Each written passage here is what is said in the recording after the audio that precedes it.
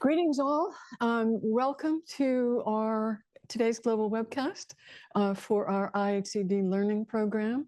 I am delighted to welcome our friend and colleague, Dr. Sally Augustine. I'm Valerie Fletcher. I'm the Executive Director of the Institute for Human-Centered Design. And I could not be more pleased to share, for any of you who might not know Sally, that this is an asset that is of enormous value to us and to everyone I know who has benefited from Sally's work over time. So we are very pleased to mount this opportunity to share Sally's insights and her thinking with you today. We are going to be open captioned for this whole presentation. We will provide an accessible version of the entire webcast after we have edited that narration and put it on our website as all other webcasts are archived. We will be having an extensive chat with Sally, or I hope extensive, when Sally is finished with her presentation, and we will use the chat for that. Thank you very much for those of you who are sharing where you are coming from. It's always a delight to see how diverse our family is across the world and across the United States. So we're very, very pleased. And I am going to be sharing Sally's slides. Sally will give me the thumbs up, give me the word that it's time to move the slides, but I'm going to bring Sally onto the screen right now. Sally. Well, thank you for that introduction, Valerie. I'm so excited to be with you and talking to our audience today. And I'm here today because neuroscientists have comprehensively investigated how design, physical design, can influence creativity. So I'm into this topic particularly because I'm a scientist, I'm a psychologist, and what I do moment to moment is I make neuroscience-informed design-related recommendations to people designing places and objects and services. And I don't see my slides, so I'm sort of confused. Well, they're about to come. I just wanted to give you a minute there. Oh, there we go. Do you see? I don't see them yet, but I'm sure I will soon.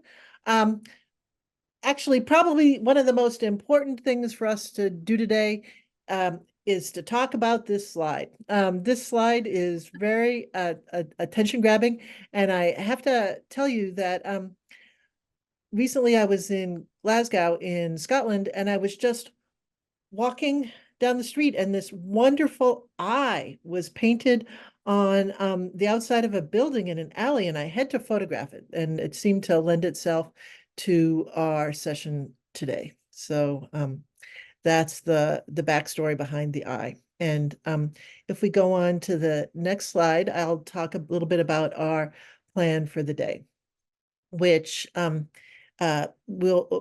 will begin by talking about the neuroscience related research that's been done, linking certain physical experiences to creative thinking. And then we'll talk a little more in depth about a particular study related to designing places where people are more apt to think creatively that I did with Cynthia Malota. So we'll have a chance to think about the research more abstractly and then more in terms of practice. But before we really get underway, I want to make we'll go back to the previous slide, the overview slide. I wanted to make the point that design is not magic. You know, sometimes I get called in by a company who wants their people to think more creatively, but you know, no matter what color we paint the walls or how we make the space smell, etc., people are not going to think more creatively unless they have background and knowledge in the field. You know, you have to be prepared by training, expertise, etc., to be creative. But when people have that background, design can make it much more likely that they will think creatively. So if we go on to the next slide now, you know, so over the years, scientists have probed places where people are more likely to think creatively.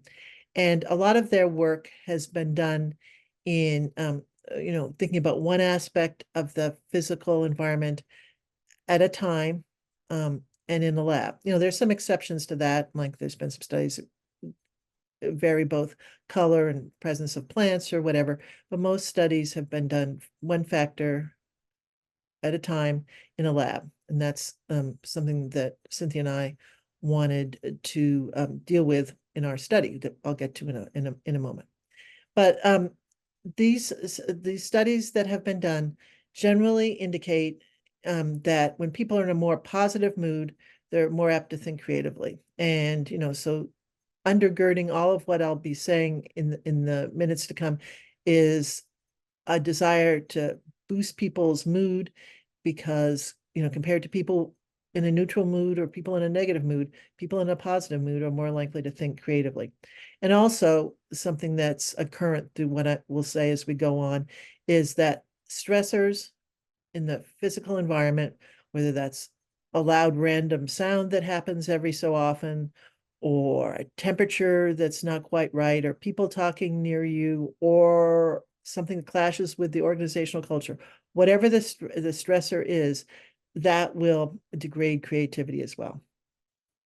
And now if we go on to the next slide, very first off, we'll answer the question that I get asked more than any other question, which is, what colors make it more likely that people will think creatively? And it's actually interesting when people find out what I do. The question that I get asked more than any other question, as a matter of fact, I get asked this question so often that it's like God is joking with me or something. This question comes up so much. I get asked by people on airplanes, etc., what color they should paint their home office.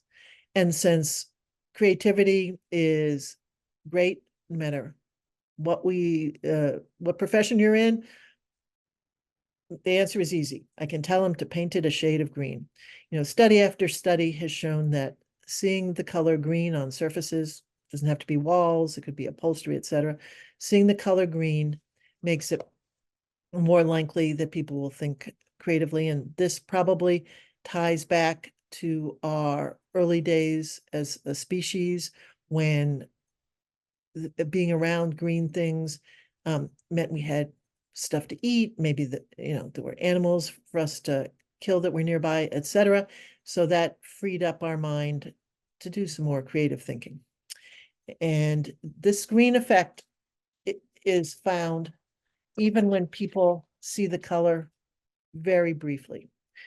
So it's powerful, it's real. But if we go on to the next slide, we can start to get into the nitty-gritty of what greens would be best. And first of all, I want to make the observation that these slides are showing up remarkably true to their actual color. Every so often I use this slide deck, and for some reason the block on the left looks pink. So I'm thrilled today that it actually looks a greenish shade.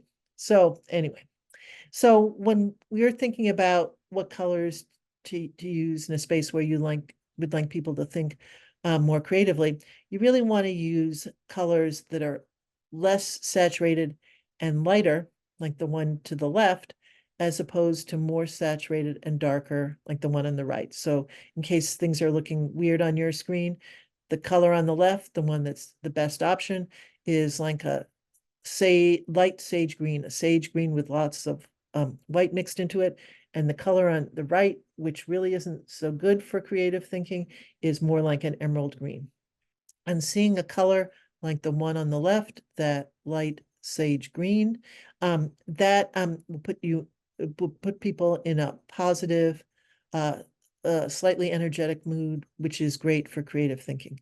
And so that's the energy level and a mood that's consistent with elevated creative performance. And when I'm sharing this information about color, etc., I want to reiterate that this is information that has been rigorously established by study after study. This isn't, stuff that comes to me in a dream or something like that. My life would be much easier if it came to me in a dream, but this all can be tied back to citations in the peer review press. And then if we go on to the next slide and we're thinking about places where people are more likely to think creatively, we have to bear in mind that they shouldn't be cluttered. And again, this relates to our biophilic history and the mood that being in a not cluttered space puts us in. In 100,000 generations ago, whatever, when we had to be very attuned to like carnivores near us who might want to eat us, etc., being in a place that had moderate visual complexity allowed us to see danger approaching, for example. So we still respond very positively towards it today.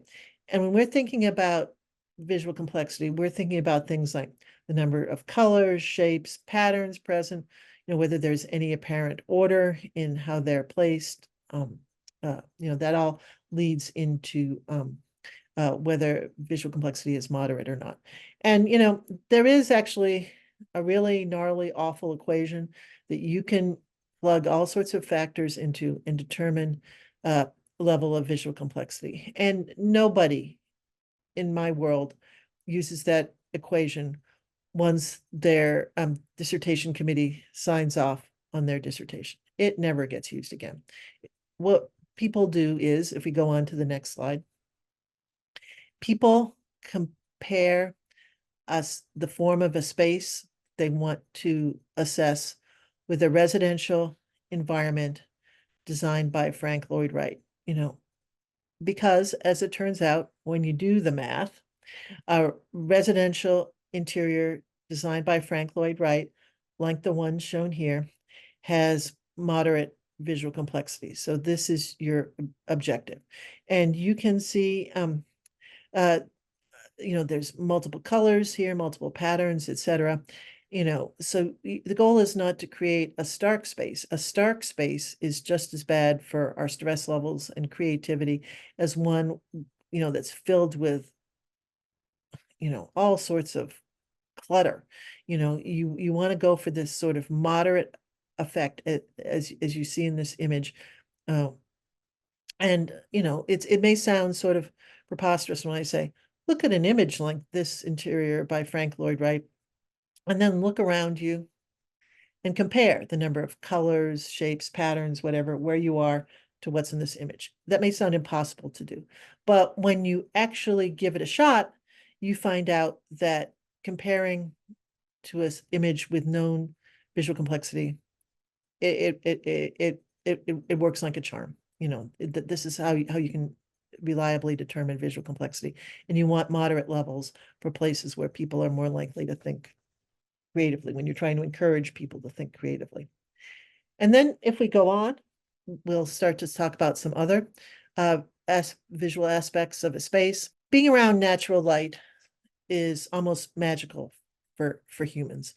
It not only increases their ability to think creatively, but primarily because it elevates their mood, but also helps them get along better with other people, which is great in a team creativity session.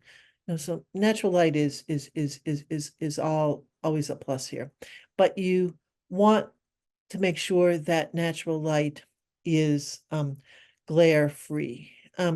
Glare is super stressful to us, and it's interesting in some lab studies where they just have people, squint that way, the way you do when you're looking into glare, that facial expression where you scrunch up your forehead and stuff like that. Just making that facial expression will put you in a not so good mood. And remember, positive mood, positive creative outcome. So work in natural light, but make sure it's glare free. You can use window treatments. You can use clear story windows, skylights. You think about orientation to the window with whatever surface people are working on, or where people are sitting, and all this can help with managing glare. And then, continuing on, if we go on to the next slide, continuing on with the idea of of light and how it affects whether we're more likely to think creatively or not. Being in a place with warmer, slightly dimmer light will up creativity compared to a space with cooler, brighter light. So, in our era, light bulbs come marked as warmer or cool. So it's easier to determine, what you want in different circumstances. But if you still think about degrees Kelvin, if you were brought up at that time, we're talking about enhanced creativity in spaces where the light is, say, 3000 K, 3000 Kelvin, as opposed to cooler at like 4500 or 6000 Kelvin. You want to go for like about that 3000 Kelvin level. And just an additional tip, that warmer light will be much more effective from a psychological perspective if it's in a tabletop lamp or in a floor lamp that's standing near you, where cooler, brighter light, which is great for concentration, focus, etc., is best in more effective in an overhead fixture. So it's you can sort of zone your light bulb placements accordingly. Now, when we go on to the next slide and we continue to think about visual factors, when we look around us, we're always seeing a mix of curving lines and straight lines. Nothing is ever entirely curvy. That would, if you were in a place where all the lines were curvy, it would be like you fell into like a Teletubbies video or something. That would be sort of jarring and weird. And a place where all the lines visible are straight, and the corners are crisper, where things come together. Well, that's weird too. If you look at like a lot of science fiction horror movies set in the future, their sets are often very, very highly rectilinear. So anyway, when I'm making the point I'm about to make, I'm talking about having relatively more curving lines or relatively more straight lines in 2 or 3 dimensions. So in 2 dimensions, that would be in like upholstery fabrics or rugs. In 3 dimensions, we'd be talking about like the shapes of furniture, like the legs of furniture, the line on the back of a sofa, etc. And there's been, there was a really cool study that was done in the last few years, actually in a maker space, and they traded out different design elements and found that when the shapes of in general were more curvy, they that the people in the space were apt to think more creatively. So they did things like traded out round tables and square tables in this space and saw what happened, and found with more rounded curving lines that people were likely to think more creatively. And if we go on to the next slide, I want to bring up a point and reiterate, we're seeing over and over again that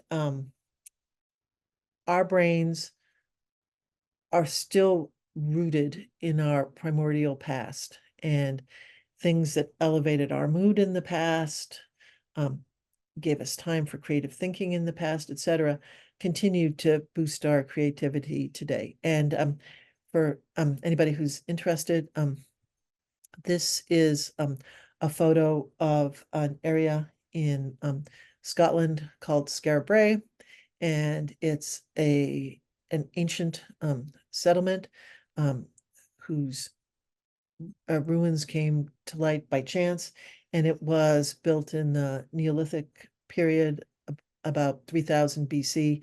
So I'm saying, our brains are for all intents and purposes, the same as the brains of the people who built this space, and what created the conditions that allowed them to think creatively, or made it more likely they might think creatively, persist with us today. So if we go on to the next slide, our summary position here is that spaces where people are more likely to think creatively are likely to be biophilically designed.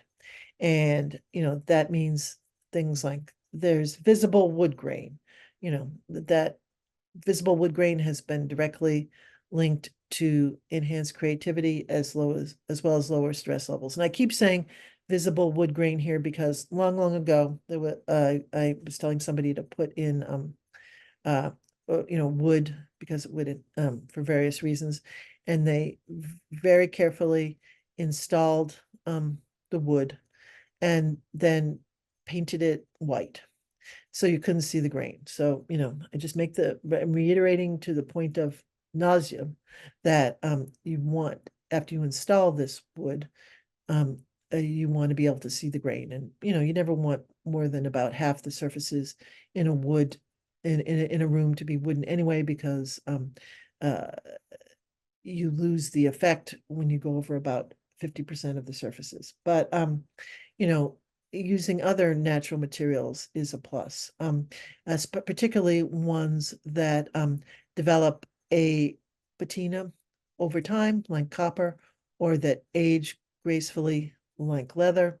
Linens are good choices, etc. Natural materials in a space will create the sort of mental state that's great for create it's great for creativity. And if we go on to the next slide,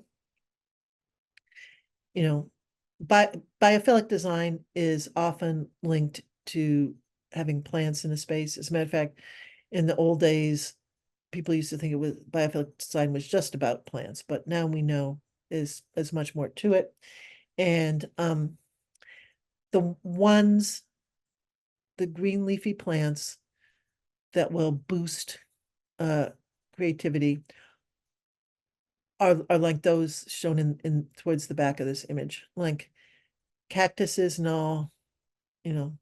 Growing them can be a real achievement. They are green, which is a plus, but looking at them doesn't boost creativity the way looking at green leafy plants does.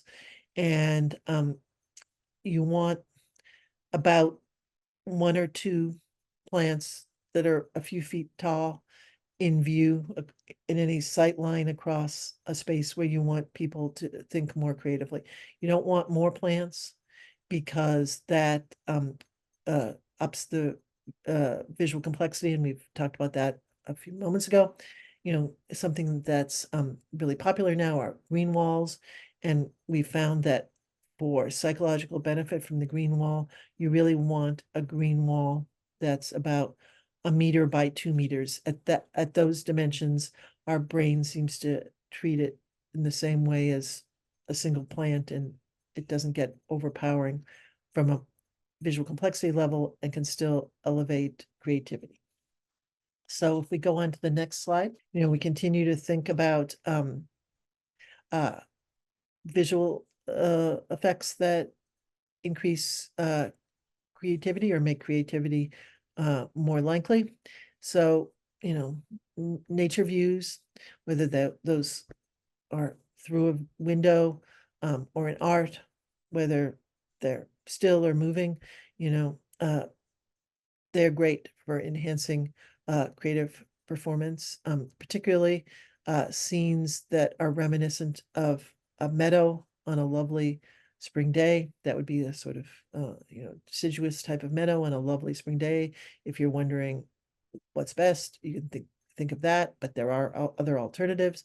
And it's great when people have the impression that they could step into the image. It's sort of like, remember in the Mary Poppins movies when Mary Poppins steps into the chalk drawings that have been drawn by Dick Van Dyke's character. That's you don't want like a hedge or something that seems to be separating people from this green space. So if we go on, the building in art is, especially nature art, is something that I mentioned, and just not tested means that it wasn't something that Cynthia and I were able to investigate in our project, but it certainly is well established in the scientific world. And if we go on, we do have other sensory systems besides our eyes, and what we're pulling in through them does also influence whether we're more or less likely to think creatively. For example, when we are in a space with a nature soundscape, something that sounds like a meadow on a wonderful spring day, that will make it more likely that we will think creatively. And so I'm talking about sounds like burbling brooks, gently rustling leaves and grasses, peacefully calling birds. We've all been in a meadow on a lovely spring day, or seen a movie with a meadow on a lovely spring day. You know about what I'm the sort of experience I'm talking about. So this is not like howling wind sounds, screeching parrot sounds. No, no, no. You need these burbling brook type noises that, we can tie to wonderful experiences, positive experiences. A screeching parrot, that means the tiger is coming your way, whatever. That puts you on edge. So, remember, we're dealing with our ancient brains. You want a soundscape with sounds that would have had very positive associations, many, many generations ago. And again, if we go on to the next slide, we not only have ears, we have noses, and happily for most of us, they're working most of the time. And smells that we have positive associations can boost our creativity. And there's been actually some very specific research done indicating that when we smell cinnamon vanilla, we're apt to think more creatively. And cinnamon vanilla is exactly the smell of Cinnabon. So those of you who've walked by the Cinnabon store at the airport or whatever, or in a mall someplace, and just knew you had a reason why you had to stop and buy a Cinnabon, well, this is your reason. That smell, that cinnamon vanilla smell, has been tied to thinking more creatively. And if we go on to the next slide, it's actually, I point this out because it not only relates to tactile experiences, but it shows you how thoroughly creativity, the neuroscience of creativity has been investigated. As it turns out, when the air out of the HVAC system from the air circulation system in a space is hitting you in the face, you're more likely to think creatively than if it's coming at you from the back of your head. So, this is a tactile experience, and we want to address that sense as well. But also, this finding points out how extensive the research in this field has been. And then if we go on, excuse me, to the next slide, we can start to make some more general points.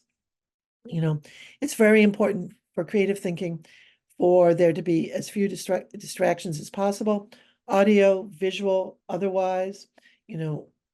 A distraction can be a temperature that's not quite right, etc. And it's important to make the point here that a place that's too quiet is just as stressful and just as dangerous creativity-wise as a place that's too loud. You're going for moderate levels here, because distractions, whether they're stressors or otherwise, degrade creativity. And if we go on to the next slide, I wanted to make some other points about, particularly that relate to group spaces and where people are more likely to think creatively. And, this is sort of related, research. Uh, for example, as it turns out, when we're sitting on a seat with even a slight cushion, you can think of just the slightest cushion, you know, we interact with others more uh, pleasantly, more positively, and that can be great in a group situation, as I was mentioning, when you're trying to come up with a creative solution. So, if you have people, in this day of home-like workplaces, if you have people sitting around what's sort of a conceptually the same as like a kitchen table on, with those sort of classic kitchen chairs, the wood ones, like the Windsor type chairs, make sure there's a cushion on those seats if you want people to think creatively. It's very important to also that everybody in any session is always sitting on a seat um, uh, whose legs are the same length, or they're all standing, because when you have dramatic differences in where people's heads are placed, for example, if some people are sitting on cushions on the floor and some people are sitting in sort of regular old office seats, that kind of difference in head height, well, that affects how statements made by individuals talking are perceived, because when we're looking up at somebody, we tend to provide or feel that they're more competent, they're more skillful, etc. So therefore, anybody being looked up at, whatever they're saying, would carry disproportionately more weight, while people who are being looked down upon, they're seen as less skilled, less capable, etc. This is much like, looking up at adults and down on children, if you want to remember these effects. And also, very interestingly, it's been shown that people sitting in a reclining type chair, say like it doesn't have to be a dramatic recliner, but could be like an Eames chair with a footstool. Anyway, people sitting in that sort of seat are more likely to think creatively. And the research also shows that people sitting in that kind of seat are more likely to respond calmly when they get news that might otherwise set them off, make them very tense. So I often say that every parent of teenagers, every couple, whatever, with teenage children, well, they need a pair of recliners, so when their teenager comes and starts to talk to them about what happened with the car or whatever, they're in a recliner and they don't respond as vigorously. A little tangent, but I think it's interesting.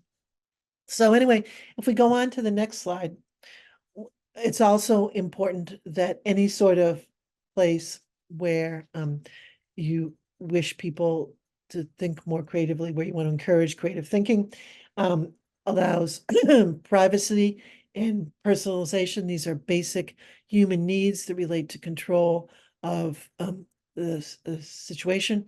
And privacy is distinctively different than being in a place without distraction, because privacy means that you can control who has access to you moment to moment, acoustically, visually, etc.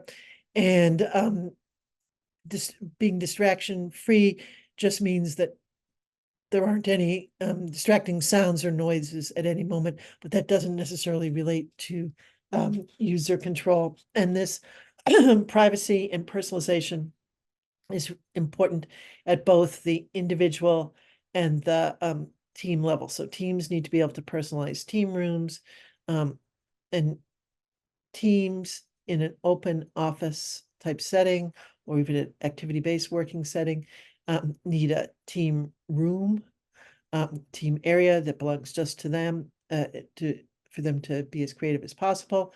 And that's a space that they can not only personalize in any way they choose, but also have privacy, which means members people who aren't in the group aren't co-present with members of the group unless the members of the group wish that.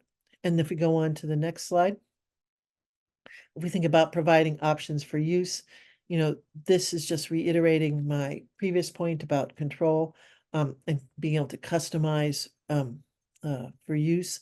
This is important for creativity, and also it's important to remember that creative tasks take different forms at different times in the creative process. So this is another reason why you need to be able to modify spaces and change them over time to exactly suit whatever the creative team or individual is engaged in at any one time.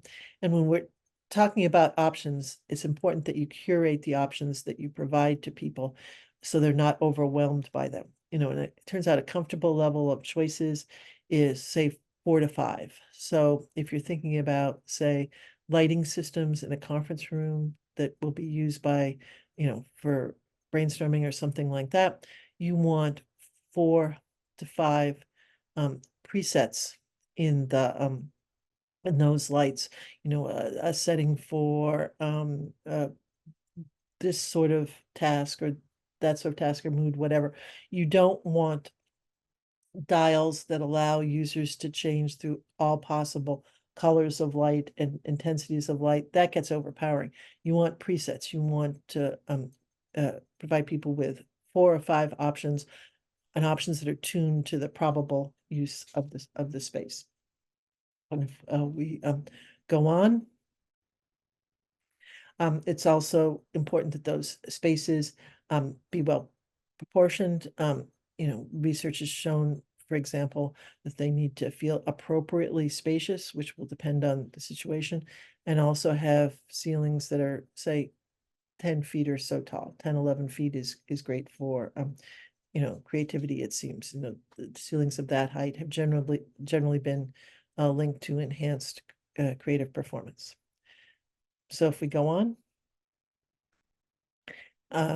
I happen to make this point with the last slide. You want a space that seems appropriately spacious. A 2 people meeting requires a much smaller space than 20 people meeting, etc. And you can use things like colors on walls, various wall treatments, lighting, etc., to change the apparent spaciousness of an area. And if we go on, we walking has been tied to enhanced creativity, walking inside or outdoors. So if you have hallways that form loops that people can walk around inside when they need to think, particularly if you make those interior walking spaces like galleries where people can have views out, etc., that can be really great for creative performance. Obviously, outside, if you have meandering paths that people can wander around, that's really a plus for creative thinking. But if you are creating those meandering paths, you have to remember you will need to create some more direct ones as well, because there's always the person who just broke their leg or whatever, who just needs to get from their seat to the cafeteria and will want the most direct route. So you need some more direct routes for people who need that, more meandering routes through a space for people who are trying to up their creativity. If we go on to the next slide, having outdoor access is wonderful because that can get people out into that natural light and nature. And if we go on, one of the core things to the next slide, one of the core things we're trying to accomplish here is aligning the space with the task at hand. When people need to think more creatively, they can go take a walk. When they need to be working on their laptop with others, they have a horizontal surface without distractions in which they can put those laptops, etc. And again, I want to reiterate that people's task needs can be different at different times. And if we go on to the next slide, this lines up with providing alternative spaces as I've mentioned several times, but it's an important enough point that I want to reiterate it. Research has also shown that a group just changing from one location to another, well, that will boost their creativity. So alternative spaces where people can accomplish what you need them to do are very important. And if we go on to the next slide, I want, something that I've mentioned several times as we've talked is the need for support for mental refreshment. And I really want to drive that point home. When people are mentally exhausted because they've been trying to think creatively for a while, well, their creativity plummets just as their mood does. So, when I was talking before about seeing nature and art and photos, still or moving nature, that provides mental refreshment. Nature sounds promote mental refreshment. Seeing plants does the same thing. Natural materials and light, they'll all also help with supporting mental refreshment. And if we go on to the next slide, it's great when a space can be awesome in some way. That's really wonderful for creativity. Somehow we lost the end of the last parentheses here. But anyway, something can be awesome because of materials and workmanship. It doesn't have to be huge. People tend to think of just big things as awesome, but there's many different ways to cause people to feel awed. And it's important to bear in mind that something that's awesome will awe people over and over and over and over again. So if you find a piece of art that's exquisitely worked and causes viewers to feel awed, they will feel awed over and over again when they see that. You don't have to change out that picture every week or whatever to maintain something that's awesome. Awe-inspiring is awe-inspiring over time. And if we go on to the next slide, in our final points about what research has shown about spaces where people are more likely to think creatively, it's important to bear in mind that spaces for creative thinking should communicate nonverbally that creativity is prized. If you have a space where you want that you're setting aside for brainstorming in your building, make sure its form, its materials, etc., would indicate that your organization thinks creativity is important. And that doesn't necessarily mean they're expensive, but it could mean that they're very finely tuned for the task at hand, etc.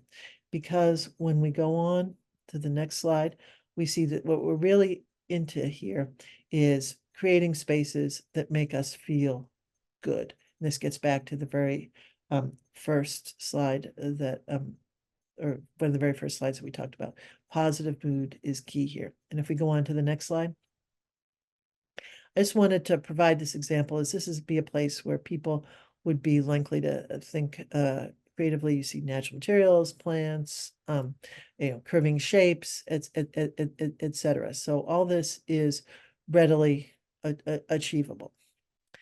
Now, when we go on to the next slide, I want to begin a discussion of a study, as I said, that Cynthia Malota and I did, and we were interested in looking at the simultaneous occurrence of some of these factors that had been individually tied to creative performance in the past, and we were interested in doing research in real world settings.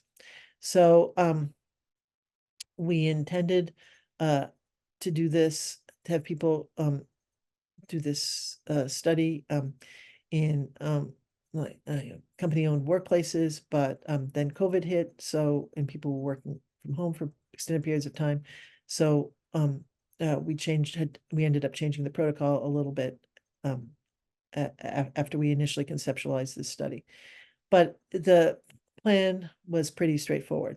We had people take a simultaneous test of, or instantaneous test of creativity.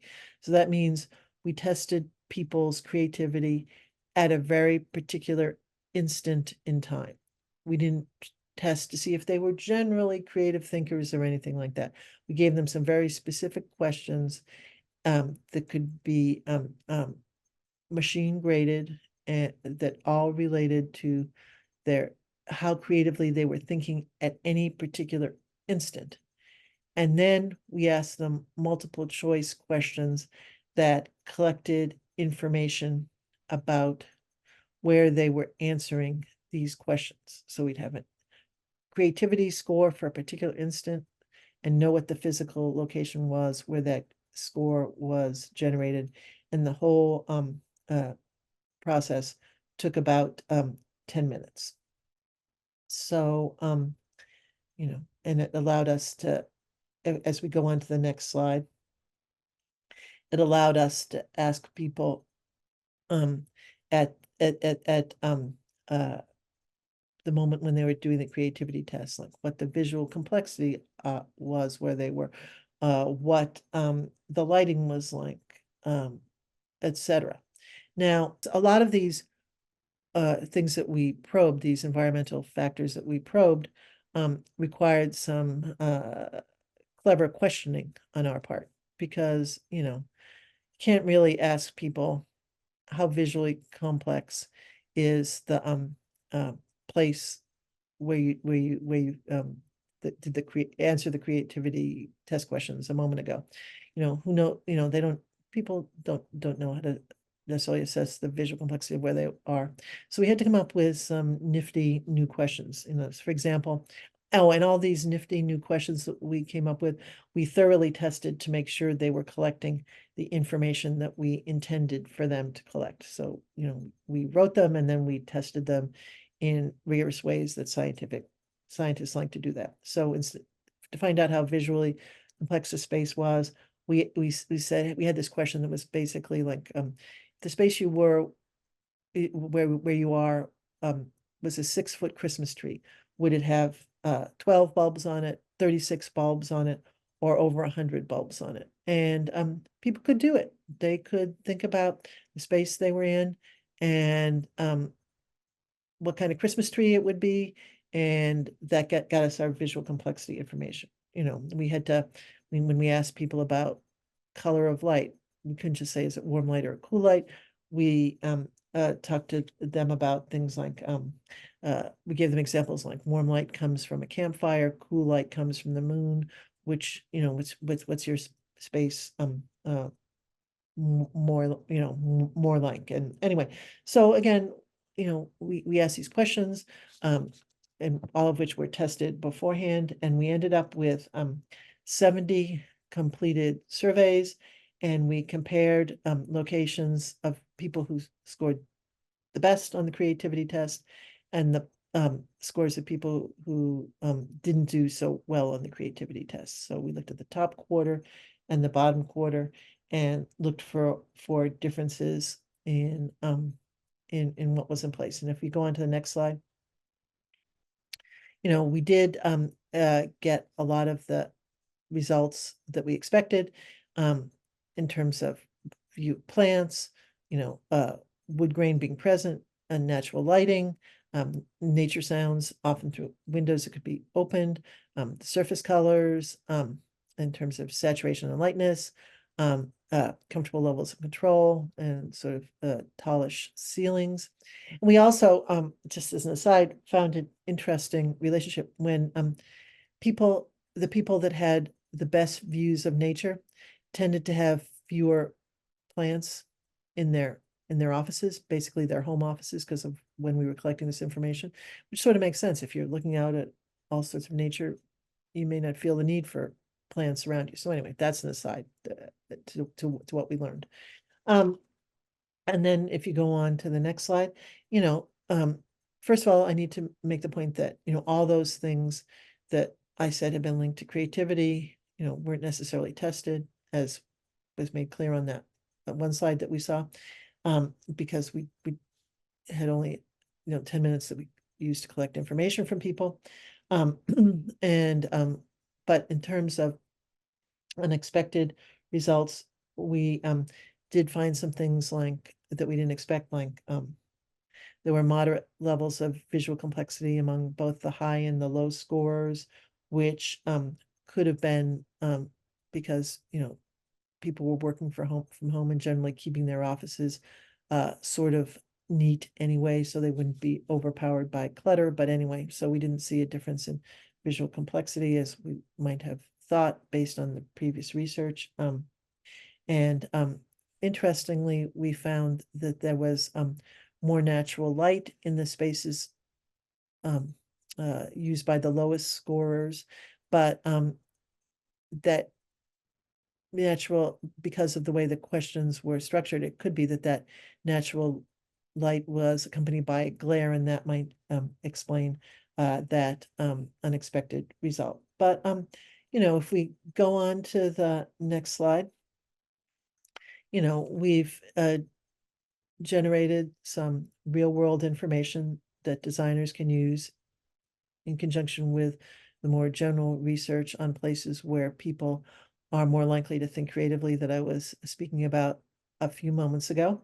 They can use that with clients, or in the places where they themselves work, to increase the creative thinking of their own teams, for example.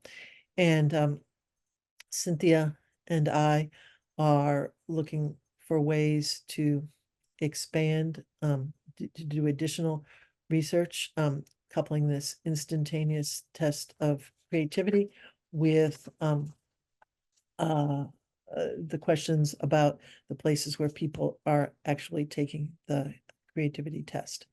So if we go on to the last slide, we've covered in about 50 minutes or so, we've covered a lot of information. And if you have any questions, please don't hesitate to contact me, or ask your question now in the open question period. Val, do we have questions from the audience? What would Thank you, people like to know Sally. more about? Thank you, Sally. That was fun. I want to start, actually, I'm going to begin before we open Okay, up there to the we go. public. That's the wonder of being the moderator. You get to start with It your own is. question. It's the wonder of the value of control, Sally. There we go. So one of the things that crossed my mind when I first saw the deck yesterday and today as you were presenting is that in our world at the Institute for Human-Centered Design, we are particularly interested in the experience of people at the edges. Right.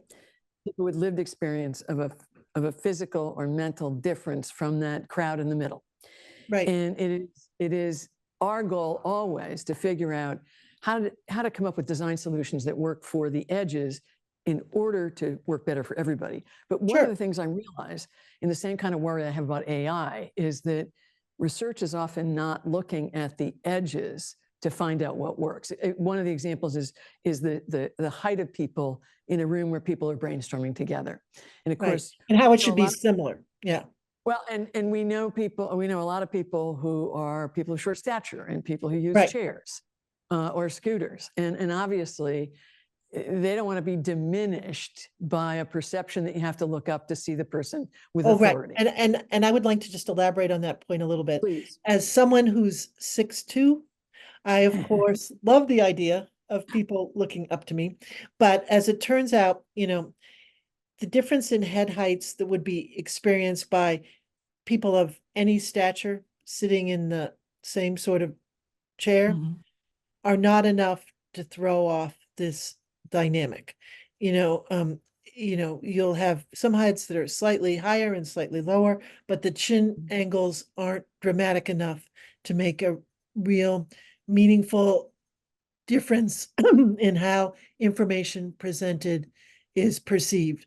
But if you have, sometimes I see meeting areas where it's thought that, the extra people can sit on cushions on the floor or on stools, like bar stools that are really tall at the back.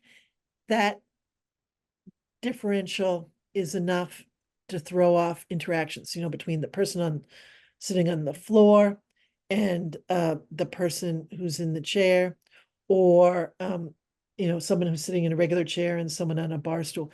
And something that I actually regularly see in when I'm tooling around like office furniture manufacturers is somebody at the office furniture manufacturer who decides that they will save room in a meeting space, a meeting room, by putting in bleachers, bleachers like at like a sporting event. And first of all, there's a whole issue of, for some people, again, that person like with the broken leg I was mentioning earlier, they're really bleacher compromised. But even beyond that, in bleachers, by definition, heads are at different levels, so everybody can see down to the central point and has some visibility of the other people, whatever. Anyway, the office furniture people who come up with the bleachers, and different generations come up with them in turn, always hate it when I mention this head height thing, because that really needs to put the kibosh on the bleacher type seating in the meeting room. But it always seems so good to people on the surface, like, we'll get 20 people in here as opposed to 10, and it won't be bad at all because we'll, like, no, no, no, no, no, no, no. But I just wanted, but so like if you have, if I'm 6'2" and I sit in the same sort of office chair, say, that someone who's 4 feet tall sits in, and we have a conversation, obviously our heads will be at slightly different levels, but that difference won't be enough to dramatically affect our interaction. So I just We wanted to should build on that. think about ways that we can support some research. That one of the things I'm thinking about is that we actually are going to move towards a podcast series and then a book publication on the second edition of a book we published 22 years ago called Building a World Fit for People, Designers with Disabilities at Work. So a gang of designers, all of whom have lived personal experience with some aspect of a functional limitation. And what a rich mine of brains and lived experience that might be. That would be fascinating. That would be great. You're on, Sally. Now let's see what our guests are asking us. Yes. So we have Francisco Lasta, a fellow Chicagoan. Are these design recommendations suitable for both collaborative and focus spaces across cultures? Yes, the things, we didn't have a chance to talk about that, but they are, Francisco, they are relevant across cultures. Like the research I was sharing about seeing the color green has been done in location after location around the world. It's actually a pretty straightforward, like dissertation type project, so it gets replicated over and over again, or master's type project.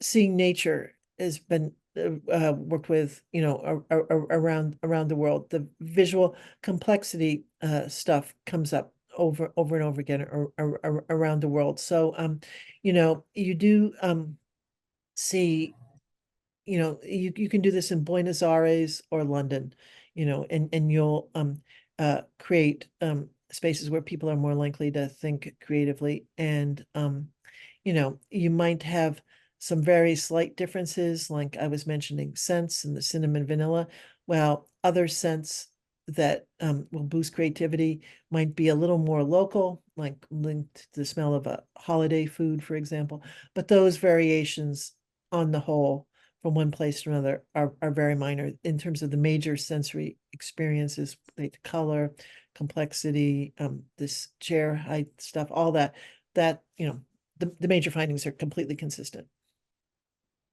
So we have a question from actually one of our team who is one of the designers with disabilities at work, Paul DeFazio. He is interested, he wants to follow up because he's a designer with low vision.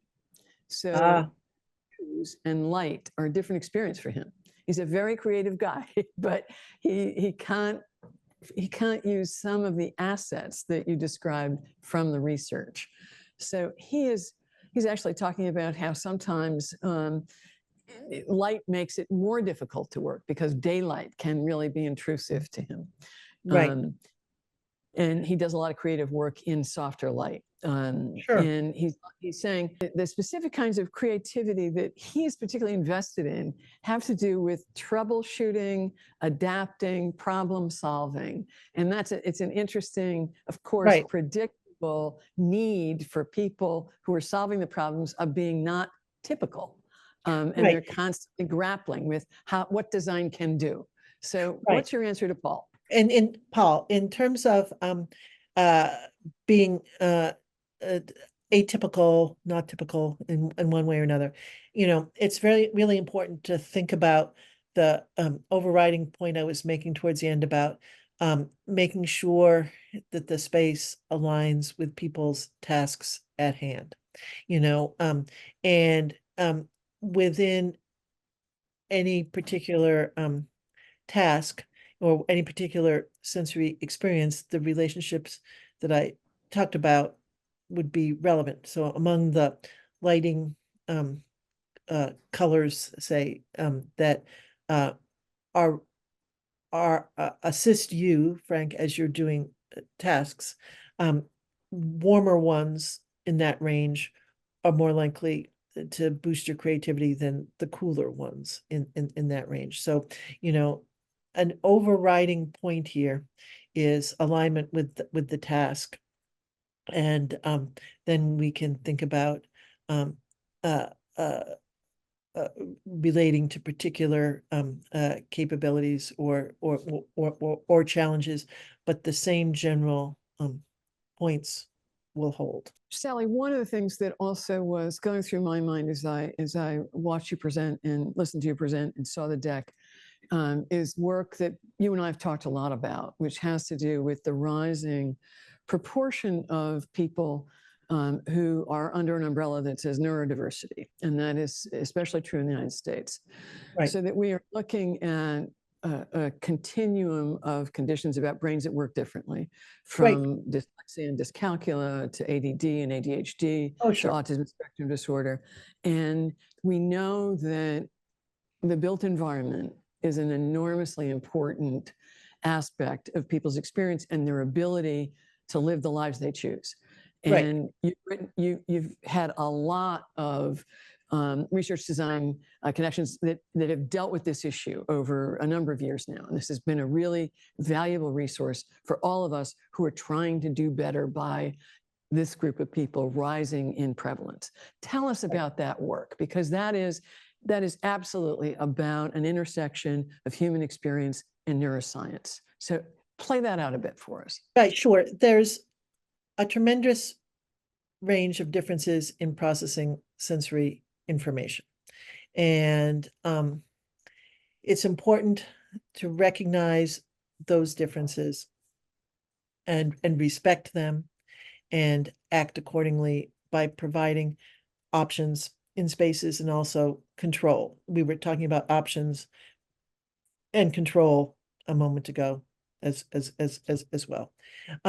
So, we know that people can be hypo or hypersensitive to different things, for example, or they can have a generally elevated energy level that needs to be corralled, shall we say, sometimes for most effective work, etc.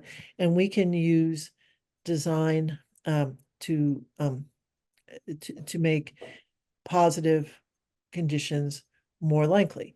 And we haven't had a chance to talk about lots of the ways we could do that today, but they're out there. Like we can modify. Well, first of all, you can give people control of situations and options within that. Like different sorts of rooms they can meet in, etc., and then control the conditions within rooms as they need it. We can work through all the different sensory channels to think about how you can adjust experience. I think we also have to bear in mind that it's a lot different to support a neurodiverse population in a shared environment than in an individual home, because an individual home can be completely custom tailored to one individual's situation, but that's not necessarily the case in a shared environment. So in a shared environment, beyond choices and things like that, and allowing people to work where they feel they need to and stuff like that, I recommend that on every floor or so, depends on how big the floor is, how many of the rooms I'm about to describe you need.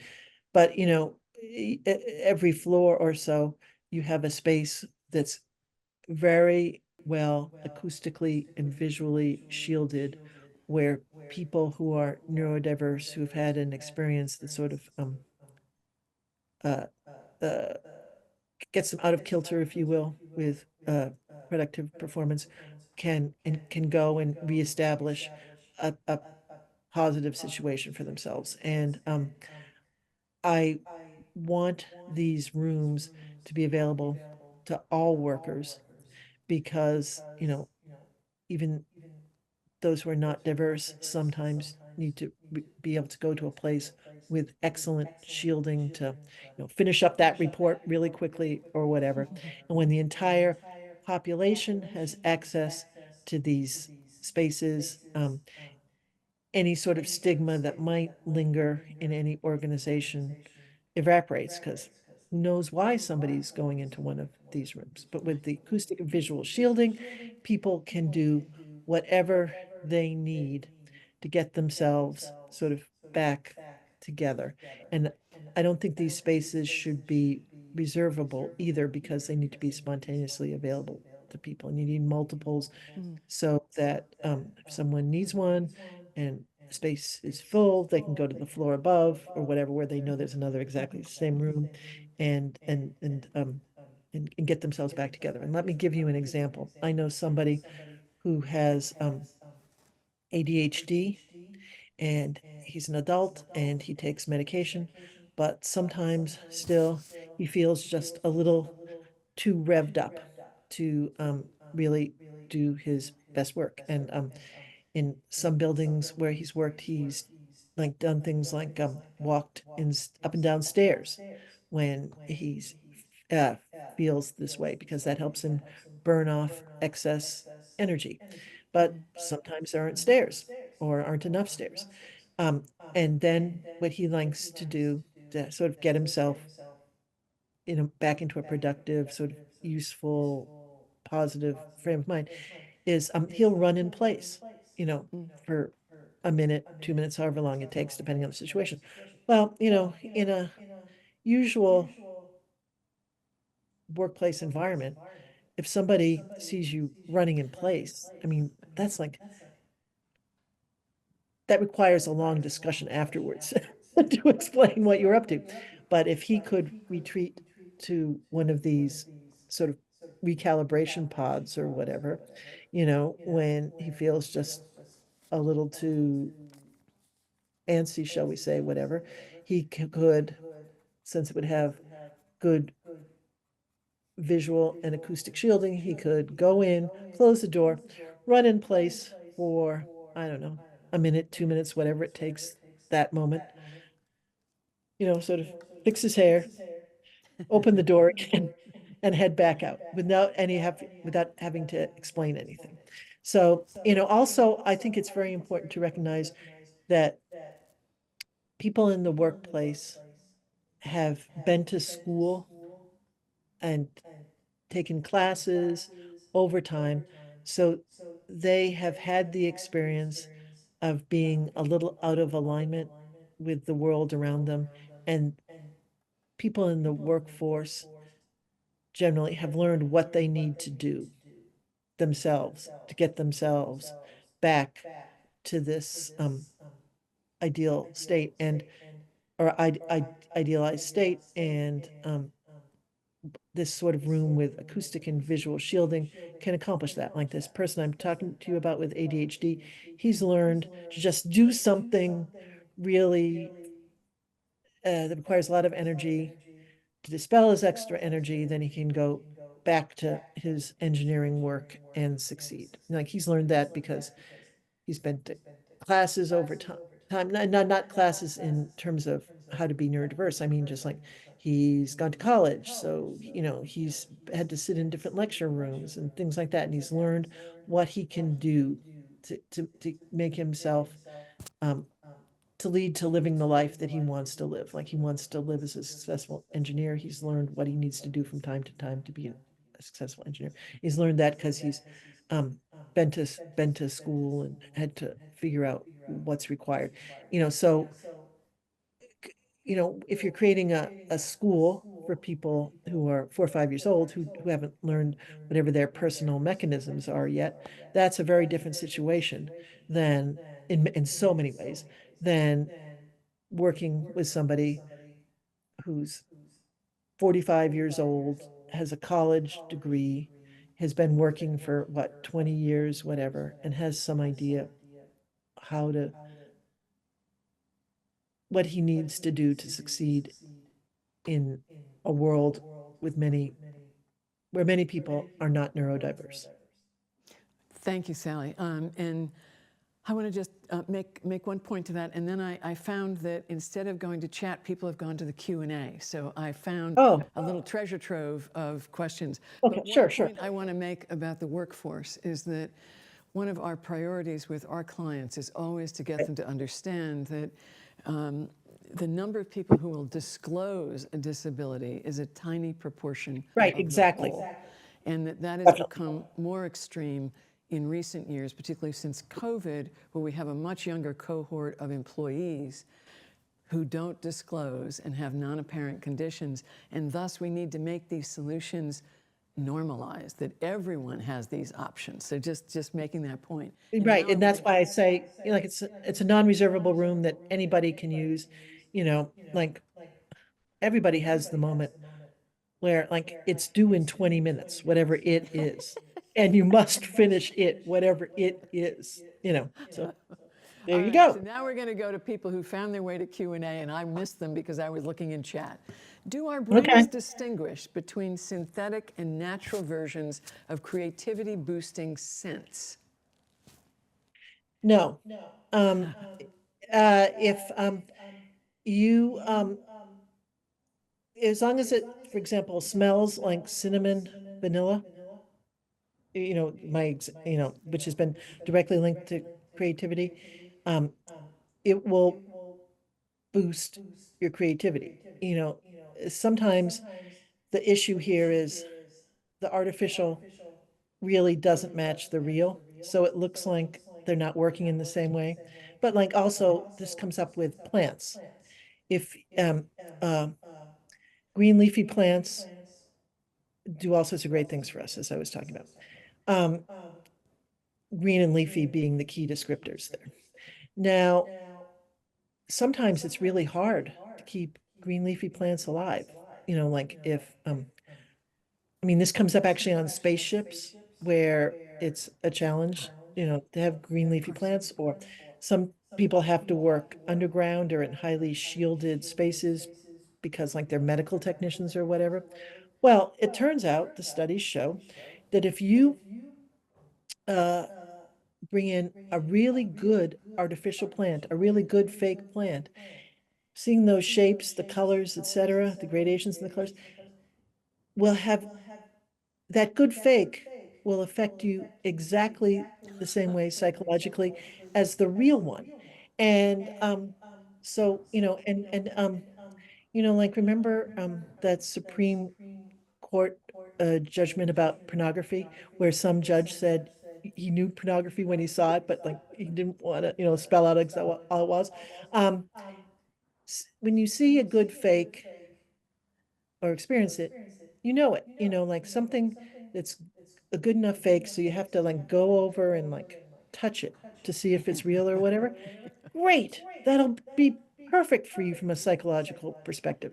But it has to be that good. I mean, we've all also seen the really bad artificial plants where like from yards and yards away, you can tell they're plastic. Well, that doesn't do anything for you psychologically.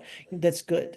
So, the same goes, to get back to the question, the same goes for smells. As long as they're really good, accurate, they'll affect you the same way. And fake smells can be great because someone who's actually allergic to the whatever scent, whatever in real life, well, if it's fake, it's totally different chemically and you won't respond. So that can be a plus.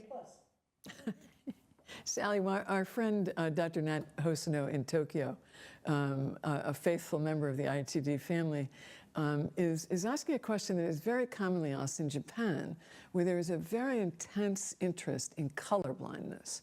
So Nat is asking about CUDO, Color Universal Design Organization. He's a member. And he's saying, how would the color blind people recognize and feel about, I mean, how does green work for blind people or for people Well, who are colorblind? when we start to think about people who are colorblind, we would be focusing on the saturation and brightness levels of the color because that would come through regardless of color blindness, and that could, so the saturation and lightness levels can put you in a mood that's consistent with creative thinking, depending on, so that can be a plus. But depending on exactly the kind of color blindness you have, maybe you can't perceive green, and therefore painting the walls, whatever, a green in and of itself might not help you. But if you match the saturation and lightness levels I was talking about, that would be generally conducive to the desired mood. I I haven't seen any research done with green and colorblind people, green and creativity and colorblind people specifically, but I would not, well, I think if there were colorblind people that were prevalent in our early days as a species, the colorblind people might might respond um, positively to greens because it would be a very specific sort of, again, depends on what kind of color blindness they have, but very specific shade that like you or I might not call green, but they would perceive because and again, what I'm about to say can't be tested. The people's response to greens can be tested, but the explanation I'm about to give can't be tested. But it's thought that maybe we have this response to green today because when we experienced green in our primordial past, it meant things were going well around us, so we could start to deal with other problems in our lives, like whatever creativity related questions people were trying to address at the time, like how to build the shelter more effectively or whatever. So, if there were if there were enough colorblind people long ago enough, it would have been biologically a plus for them to respond positively to what those of us who are not colorblind call green, so that there, there might be some relationship there. I just don't know about like the development of color blindness over time. I don't know if there are We more will turn. blind people now than before or whatever. I just don't know that. Japan has a But if high you think rate of about color. how the effect seems, if you think about why the effect seems to be in place, Yeah. it makes you wonder. But like I said, I've never seen research with colorblind people, color green and creativity. We will turn the question to Nat Hosono, who is a member of the group. All of their publications are in Japanese, and he can take a look and see if there is anything Yeah, relevant. that would be And he'll great. let us I would know. be very interested in that. So if you find that, I would actually, I would love to know. You can count on Nat. Excellent. Thank you, Another Nat. Thank question you. from an anonymous attendee, wondering how these principles align with Ingrid Fattel Lee's 10 Principles of the Aesthetics of Joy. Familiar? I think there are some overlaps between what I said and the principles of joy. I can't name all the principles of joy spontaneously without looking them up. But the things that she would be mentioning in terms of elevating mood would would be likely things that research has also shown um, are associated with creativity, because when we're in a positive mood, when we're in a good mood, when we're in a joyful mood, um, uh, we're apt to think more creatively. I think we have to be careful how we think about joy, because if we're thinking about a more energetic sort of jumping up and down in glee, with glee sort of joy, um, well, that's too energetic for enhanced creative performance. But if we're thinking about a more subdued joy, I think you'd probably find relationships. All right, thank you. A question that probably is in other people's minds too. We have one of our team actually is asking about white noise, since so many Oh, people yeah. are hooked on white noise as a way to manage the environment. Tell us what you've learned about white noise. Um, I like white noise. White noise can be an excellent sound masker. Um, you have to use it right, often, particularly in more open environments. The people who are commissioning buildings turn the white noise up really loudly because they think, because the openness of the space, whatever, that will be more effective. When white noise gets really loud, it actually sounds like a hurricane, or certainly bad weather, which has derogatory effects. But if you have a white noise at the appropriate sort of volume, which is closer like to 40, 45 decibels, it can be really effective as a sound masker, and can support cognitive performance generally. But the nature sounds do even better at that kind of thing. So, like, I like white noise, but if by the time you pump in all the white noise, you might as well go to the nature sounds. Sometimes people's white noise is actually the sound of their HVAC, so it's sort of free.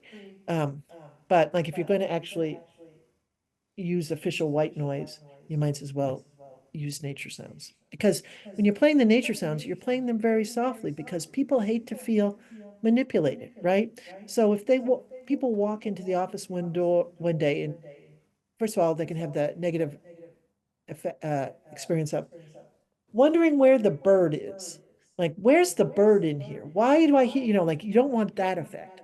Like they think that their office has been inundated over the weekend by wildlife or something. That wastes all sorts of time and makes people stressed. So, you're trying to avoid that experience, but also you don't, people hate to feel like you're trying to control them.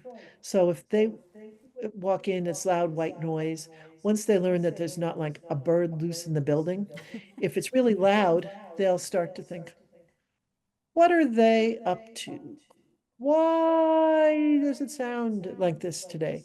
What's going on here? So it always has to be very subtle. The same goes for sense. You always very subtly scent for a number of reasons. First of all, it could be sickening to be in an intense smell, but even beyond that, you want it to be subtle because people don't want to think that you're trying to manipulate them. Like, why has all the press from that book from the 70s called um, subliminal seduction? Why has it, why has attention to that book persisted over time? Because people hate to feel like you're trying to manipulate them. So, always subtle, people, subtle. We've got a last couple of questions, one very specifically about your presentation, and that is, um,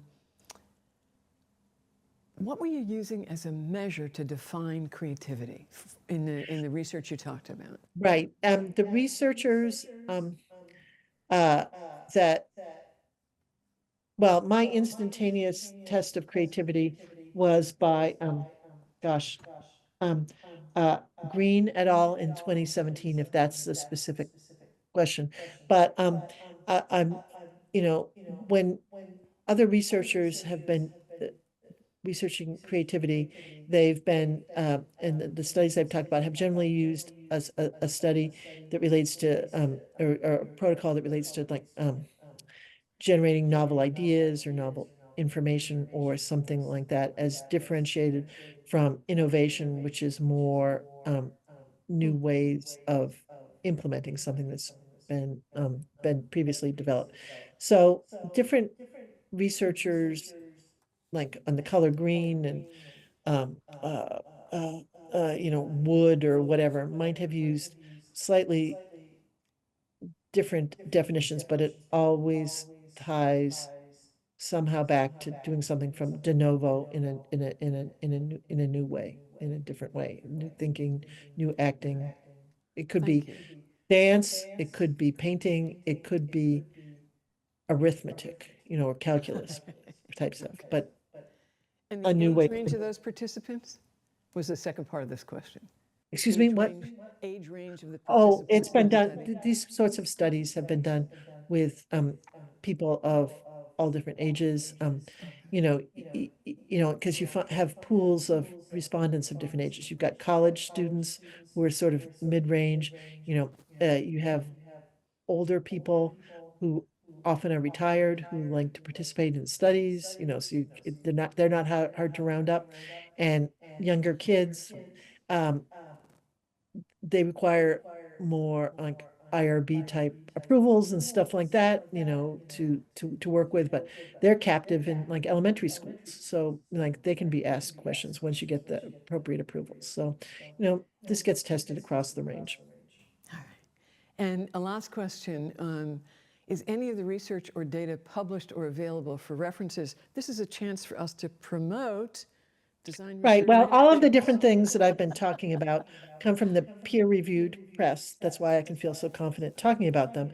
And I also discuss them in uh, a monthly publication that I produce called Research Design Connections, which is at researchdesignconnections.com. No funny, cute spellings, no spaces, whatever, just straightforward, and because this is a issue that comes up all the time. I talk and people are like, that's really cool and that's important. And how do I get to know what you know? Research Design Connections is available at a nominal fee, and we've been reporting for 22 years on new studies that are that are done that relate to how people experience design, and we integrate those newer findings with older findings so that people looking at RDC, reading RDC, can really comprehensively understand these issues, such as thinking creatively or encouraging collaboration or um, encouraging positive social experiences, etc. So I would suggest you take a look at researchdesignconnections.com. And I couldn't more strongly reinforce that, because as a resource, it has been invaluable to us. It's invaluable to everyone we've shared it with. And it's such a gift of you're doing the trawling of all of these, the peer-reviewed articles, and then you share them. And it is very digestible, but the original source is always cited. It's Right, exactly. So extraordinary. if you if you're going to spend $1 million on paint or something, and you really want to go read that green study, a study about green yourself, like I said, like Valerie said, we have the citations, so you can go back to the original before you spend that $1 million on your green paint or whatever. But the point is to get this material out of peer-reviewed journals, out of the ivory tower where it can basically just rot. Where it doesn't do any good in anybody's life, to get it out of there into the world where designers can use it and regular old folks can use it. Whoever, this science, knowing about this science benefits everyone.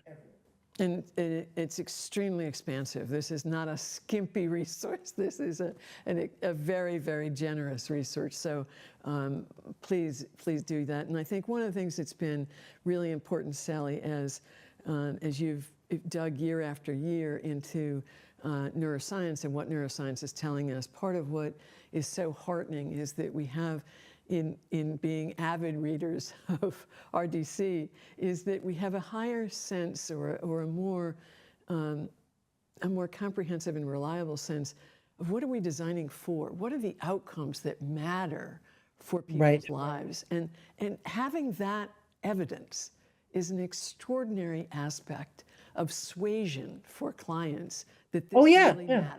really matters, that the outcomes can be measured now.